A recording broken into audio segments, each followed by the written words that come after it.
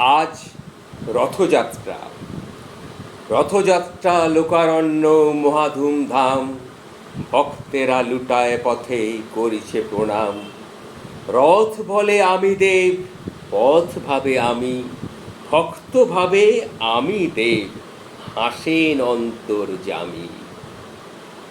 এই কথাটি কেন বললাম সেটা একটু শুনুন। একটা ঘটনা আপনাদের সামনে তুলে ধরছি।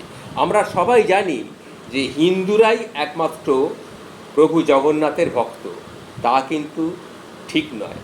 আমি এমন একটা কাহিনী আপনাদের সামনে বলতে চলেছি, সেটা শুনলে আপনারা অবাক হয়ে যাবেন। একজন মুসলিম, তিনি ছিলেন প্রভু জগন্নাথের ভক্ত।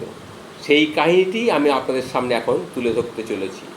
প্রভু জগন্নাথের মুসলিম ভক্তের কাহিনী মুঘল আমল থেকেই এই পুরীর রথযাত্রার দিনে সবাই স্মরণ রেখেছেন।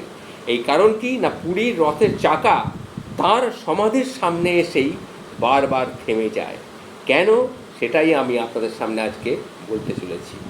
তিনি জন্মগতভাবে মুসলিম হওয়া সত্ত্বেও প্রভু জগন্নাথের উপর তার ছিল অগাধ শ্রদ্ধা। এমনকি প্রভু জগন্নাথের জন্য উৎসর্গ করেছিলেন তার নিজের প্রাণ।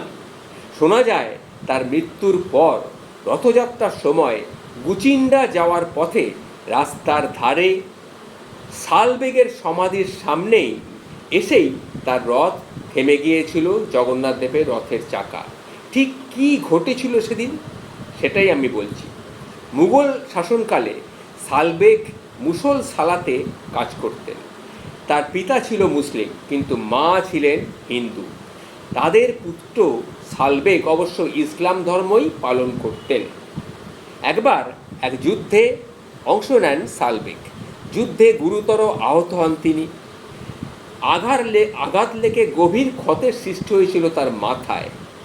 বৈদ্য দেখিও কোনোভাবেই ক্ষত নিরাময় হয়নি। এমন সময় মুঘল সেনাবাহিনী থেকে শালবেগকে বহিষ্কার করা হয়েছিল। এই ঘটনায় মানসিকভাবে ভেঙে পড়েছিলেন তিনি।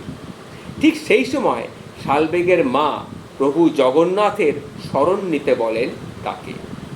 শুরু হয় প্রভুর আরাধনা। দিনের পর দিন প্রভুর প্রতি শালবেগের ভক্তি ক্রমশ বাড়তে লাগলো। একদিন স্বয়ং জগন্নাথ এসে স্বপ্নে শালবেগের মাথার ক্ষত স্পর্শ করলেন।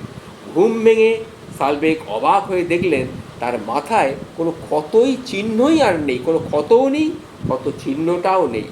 সেই মুহূর্তেই তিনি পুরী জগন্নাথ মন্দিরের দিকে রওনা দেন। কিন্তু যেহেতু তিনি বিধর্মী ছিলেন, তিনি মুসলিম ছিলেন, তাই তাকে মন্দিরে প্রবেশ করতে দেওয়া হয়নি। শালবেগ তখন মন্দিরের সামনে বসেই প্রভুর নাম জপ করতে থাকেন। এর কিছুদিন পর তিনি সেখানেই দেহত্যাগ করেন। তার মৃত্যুর পরই একটা অলৌকিক ঘটনা ঘটেছিল। রথযাত্রার সময় প্রভু জগন্নাথ দেবের রথ গুচিন্ডা যাওয়ার পথে রাস্তার পাশে শালবেগের সমাধির সামনে এসেই থেমে যায়। অনেক চেষ্টা করেও রথের চাকা সেদিন এক চুলও নড়ানো যায়নি। সেই থেকে পুরোহিত তখন এই বিষয়ে কোনো বিধান দিতে পারলেন না। ঠিক তখনই সমবেত ভক্তরা শালবেগের নামে জয় জয়কার করতে লাগলেন, তার নামে জয়ধ্বনি দিতে থাকলেন।